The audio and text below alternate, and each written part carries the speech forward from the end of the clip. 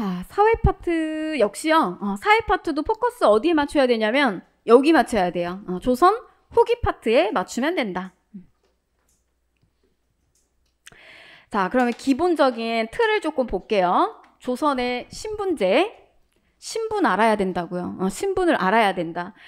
우리 지금 뭐 일행직 지금 지방직 30만이 넘는 사람들이 지금 시험을 보고 있다라고 하는 건 우리의 보이지 않는 또 신분의 하나의 구조예요. 그러니까 2030 청년들의 30만이면 진짜 어마어마한 거거든요. 지금 그 인원이 시험을 보고 있다라고 하는 건 우리의 그 구조를 봐야 지금의 우리 이 시기에 이 시대에 우리 사회의 모습을 알 수가 있어요.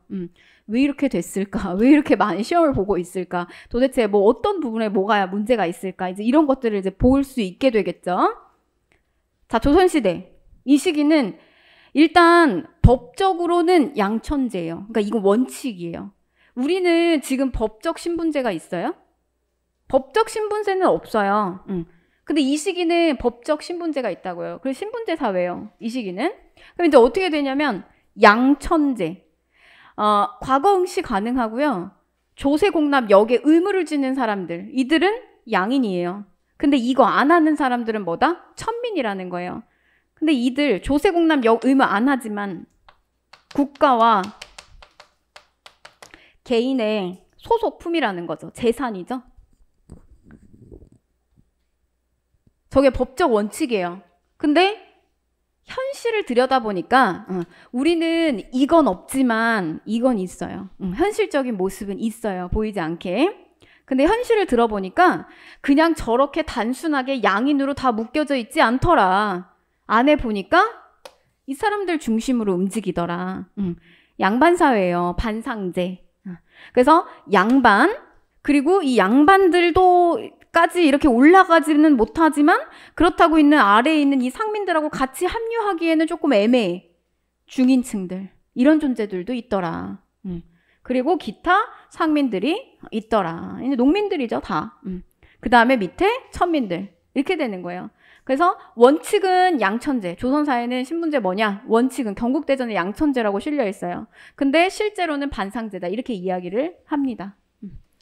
자, 그럼 볼게요. 이제 우리가 신분을 하나하나 뜯어보는 거예요. 조선 전기.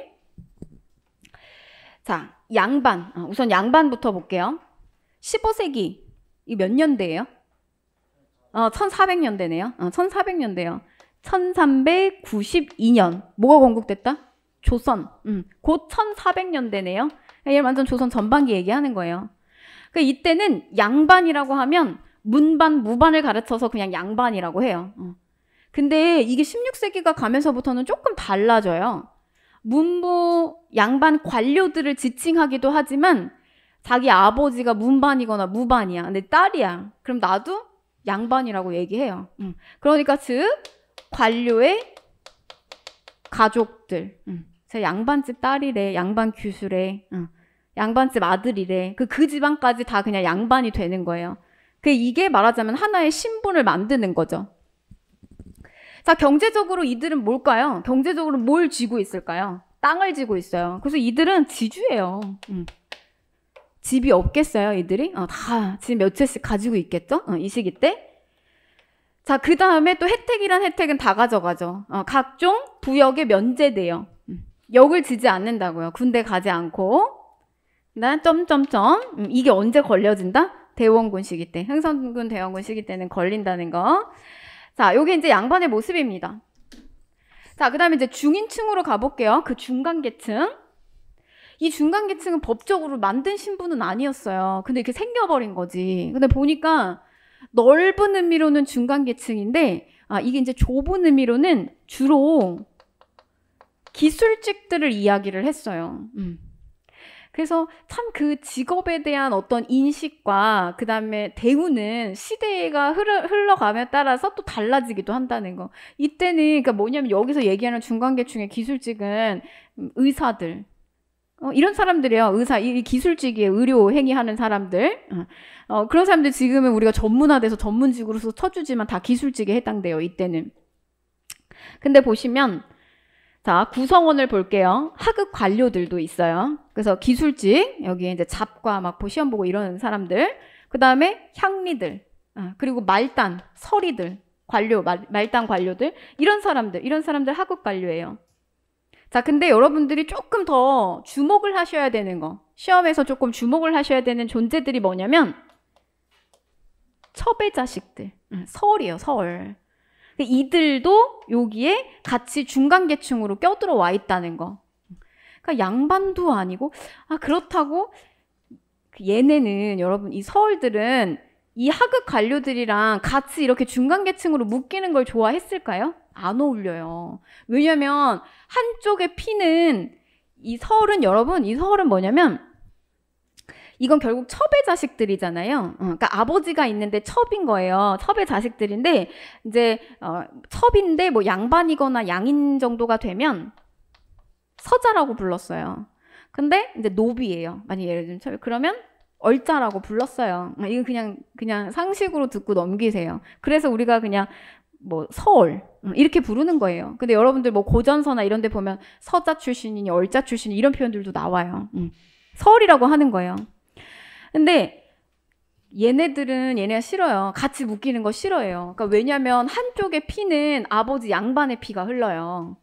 그렇기 때문에, 그리고 나구 잘하고 하는 게 양반집 가문에서 나구 잘하고 다 배우고 했어요. 그 머리는 똑똑해요. 아는 것도 많고 배운 것도 많아요. 보고 들은 것도 많고. 근데 하급 관료인 원래부터 집안이 막 향리고 말단 관료, 설이고 이런 집이랑 같이 어울리는 거 싫어해요. 그러니까 얘네는 같이 중간계층으로 묶여는 있지만 행동하는 걸 보게 되면 따로 움직여요.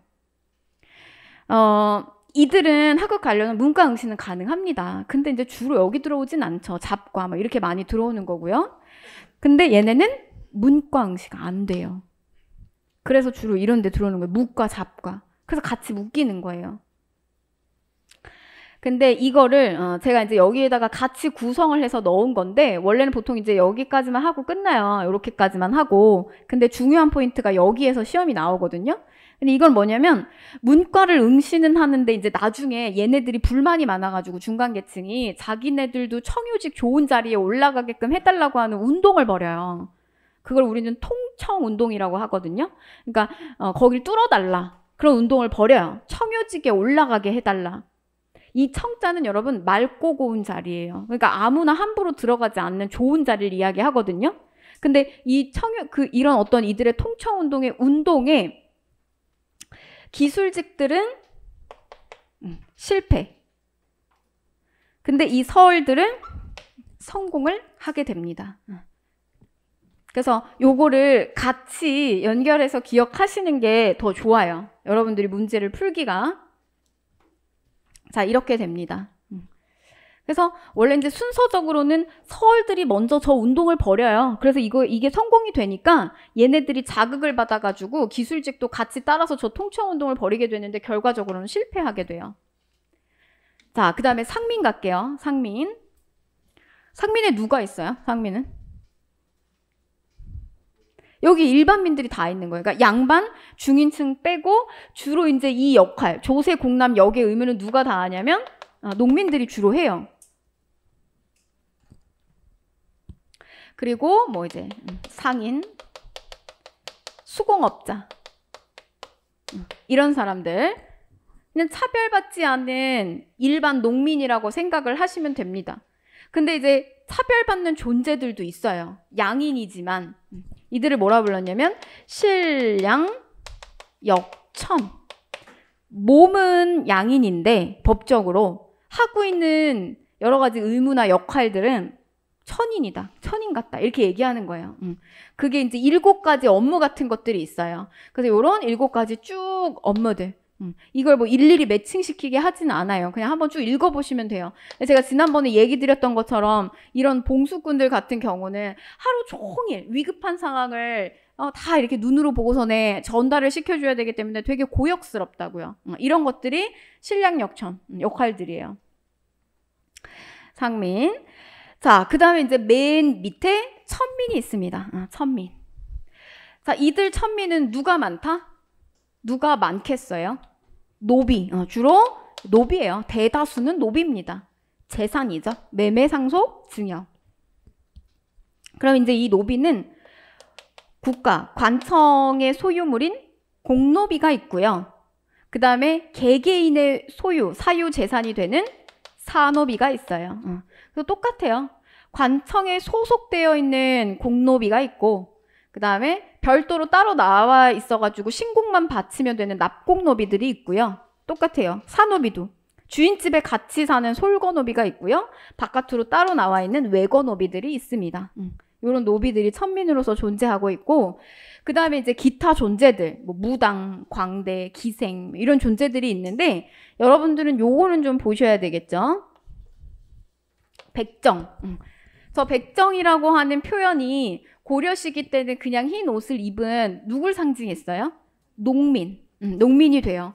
그런데 조선시대 때에서 부를 때 저 표현은 백정은 도축업에 종사하는 거의 천인에 해당되는 저런 존재들입니다. 백정. 좀 차이가 있다는 걸 좀 보시고요. 이게 조선 전기의 기본적인 모습이에요. 근데 이렇게 신분제가 구성이 되어 있다가 이게 이제 뭐가 터지게 되면서 이게 다 뒤엎어진다? 임진왜란. 임진왜란과 호란을 겪으면서 바뀐다. 전쟁이 터지잖아요. 그러니까 내가 신분이 뭔지 그런 걸 증명하는 뭐 호적이라든지 그 다음에 토지대장 같은 것들이 다 불타고 소실되고 없어져 버려요.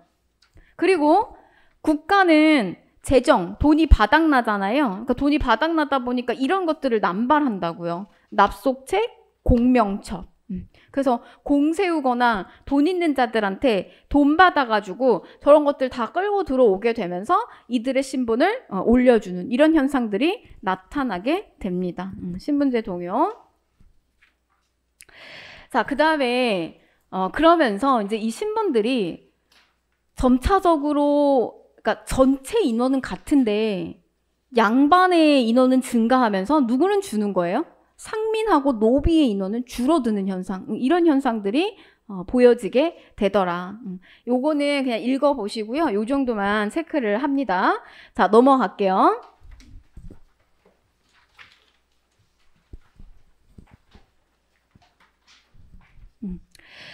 자, 조선 후기로 가요. 조선 후기. 그러면 이제 그 전기에서 보여줬던 신분제들이 조선 후기에는 이들의 신분의 모습이 어떻게 변화되는지를 보는 거예요. 근데 여러분, 우리가 아까 이양법 들어오면서 농민층들이 분화되는 거를 우리가 살펴봤어요. 근데 양반도 똑같이 분화가 됩니다. 양반도 똑같이 분화가 돼요. 그래서 중앙 권력에서 힘을 장악하는 권력을 가진 권반이 있고요. 그 다음에 우리 그 중앙정계에서 막 계속 예송이니 환국이니 막 이래가지고 힘을 가지다가도 밀려나서 정계에서 축출된 세력들이 있잖아요. 그럼 이들이 고향으로 떠밀려서 내려가는 거예요. 그래서 이들 뭐라고 하냐면 향반이라고 해요.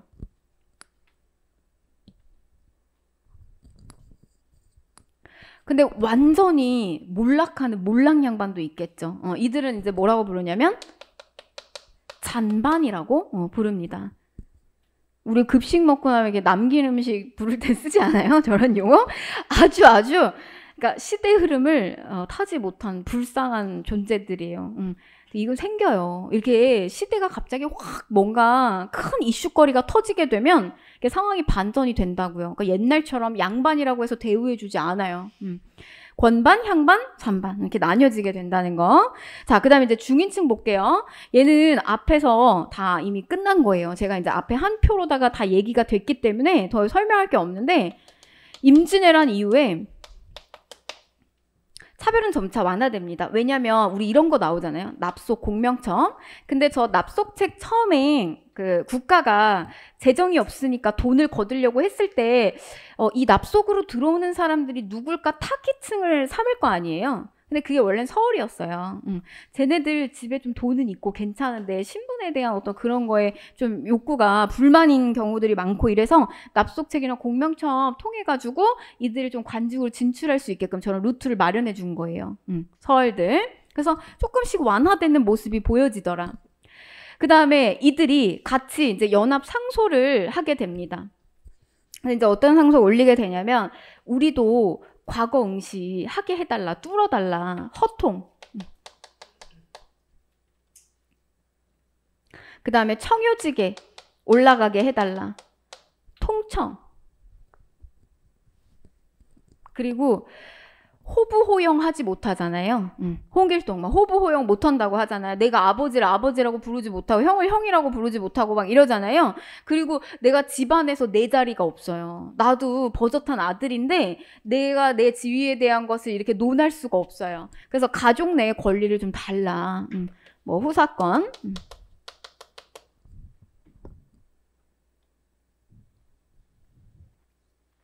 이런 것들을 요구를 하게 됩니다. 자, 그러다가 이게 뚫려요. 언제 뚫리겠어요, 조선 후기? 정조죠. 정조 때 조금씩 이런 것들이 완화되기 시작을 합니다. 여기까지. 서울 차별을 점차적으로 완화시켜 주는데, 그러면서 이제 이들 이덕무, 유득공, 박제가 어디 들어간다고요? 규장각. 규장각에 들어가요. 규장각. 뭐 하라고? 책 보라고. 검서. 검서관. 여기로 들어간다고요.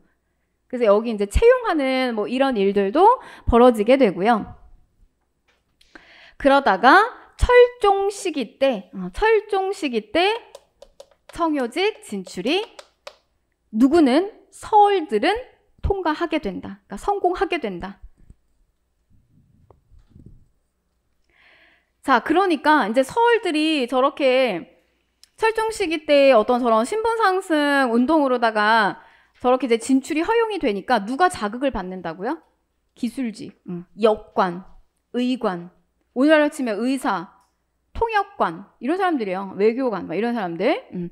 그래서 저런 기술직들이 막 계속 요구를 이제 많이 하게 돼요. 이제 서울의 신분 상승 운동에 자극을 굉장히 많이 받으면서 철종 시기 때 대규모 소청 운동 벌이게 됩니다. 근데 이들은 어떻게 된다고요? 실패. 성공하지 못한다고요. 그렇지만 이들의 움직임이요. 사회에다가 준 어떤 그런 조금 충격은 있어요. 그러니까 뭐냐면 이들이 굉장히 이렇게 전문직으로서 중요한 역할을 하고 있구나. 그러니까 우리가 왜 뭐 시위나 데모 같은 거 하잖아요. 근데 그런 거 하는 게 물론 성공을 하면 자기들이 목표하는 바를 이루면 좋겠지만 실패하더라도 어떤 계기가 돼요? 사람들한테 알리는 계기가 되잖아요. 우리가 요구하는 게 이런 거다라고 하는 거. 그런 계기가 됐다는 거예요. 근데 이게 안 되니까 얘네들도 머리는 있는 존재들이에요. 그러다 보니까 자기들이 별도의 문예 활동을 하게 돼요. 그래서 시사를 조직하게 된다. 그러니까 민주화 운동하고 막 이렇게 할 때 보면 그러니까 직접 전면에 나서서 싸우는 사람들도 있는데 그런 걸 시나 노래나 이렇게 다른 쪽으로다가 이렇게 표출하면서 그런 어떤 아주 암울한 감정들을 거기에 이렇게 표출하는 저항하는 식으로 보여주는 케이스가 있거든요. 이들도 자꾸 자기들의 어떤 존재들 이런 것들을 저런 문예 활동들을 통해서 부각시키는 이런 게 있었다는 거예요. 시사 조직. 자, 그 다음에 상민으로 내려갑니다. 상민. 상민도 역시나 이 조선 후기가 되면서 전쟁 터지고 농법 기술도 발달하고 이렇게 되면서 신분에 대한 분화가 생기는데 부유층으로서는 경영형 분홍도 있고요. 그 다음에 거상도 있고요. 부자 상인이에요. 이런 존재들도 있고요.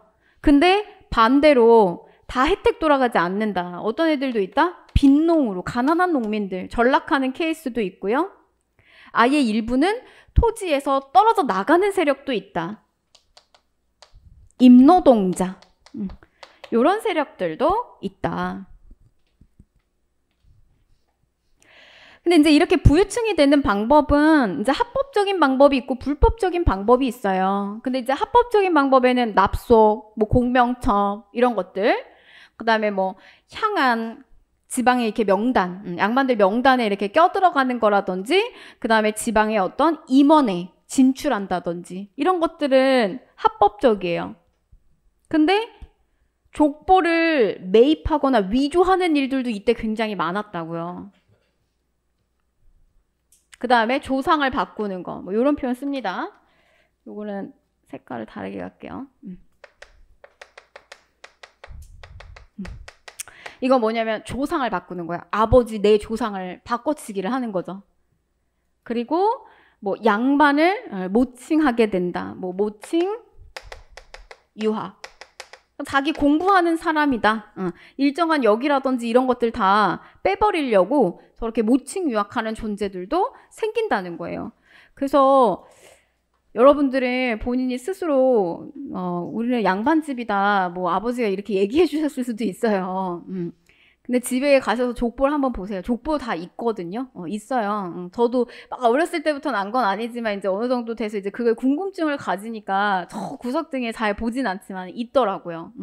근데 이랬을 가능성이 많아요. 그러니까 양반이라고 하는 집안도 이런 어떤 과정 속에서 신분에 대한 변동이 됐을 가능성이 높다고요.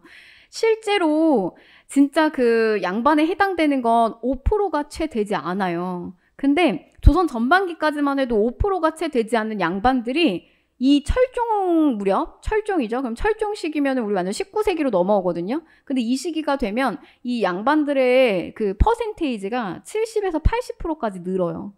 양반이. 그러니까 다 가짜란 이야기예요. 사실은. 그 지금은 뭐 어디 차 이렇게 부딪히거나 이러면 그냥 너도 나도 양반이라고 하잖아요. 막 이쪽에서 이 양반이 어디서 이렇게 신호를 위반하고 그러면 저쪽에서 어디다 대고 양반이냐고 이러면서 이제 막 대응을 하잖아요. 너도 나도 양반이 다 생긴 거예요. 이제 이 조선 후기가 되면. 이게 여러분 그래프로도 나오거든요. 근데 그래프로 나오면 전체적인 인원은 고정되어 있는데 이걸 이제 학자들이 궁금할 거 아니에요. 진짜 신분 상승이 된 건지 아니면 뭐 때문에 이렇게 됐는지. 근데 전체적인 인원에 대한 거는 크게 변동이 없어요. 거의 고정인데 이쪽이 이쪽으로 넘어가요. 그러니까 양반이 늘어나는데 이쪽이 줄어요. 상대적으로. 그래서 이제 이런 식의 어떤 합법적 불법적인 일들이 있었을 것이다. 신분 변동이 이렇게 보고 있어요. 자, 그 다음에 이제 천민입니다. 쭉 아래로 내려오셔서 이 천민들이 해방하는 방법도 역시 이제 합법적인 방법이 있고 불법적인 방법이 있는데 합법적인 건 군공을 세우는 거, 임진왜란 때 군공 세우고 납소 이런 것들도 마찬가지. 그 다음에 국가가 이제 주도적으로 노비를 해방시켜주는 일들도 일어나요. 그러니까 뭐냐면 이제 막 신분제 변동 일어나고 이러면서 노비를 통제하는 게 사실 쉽지 않아요. 후기로 들어가게 되면서. 그리고 막 양천혼 이런 것들도 너무 많이 생겨요. 그러니까 노비끼리 혼인해야 되는데 막 섞이는 경우도 너무 많고 도망가는 사례들도 너무 많고 이러다 보니까 전반적인 어떤 큰 파도의 흐름은 풀어주는 식으로 가요. 그래서 영조 시기 때 이런 것도 있었죠. 노비 종모법.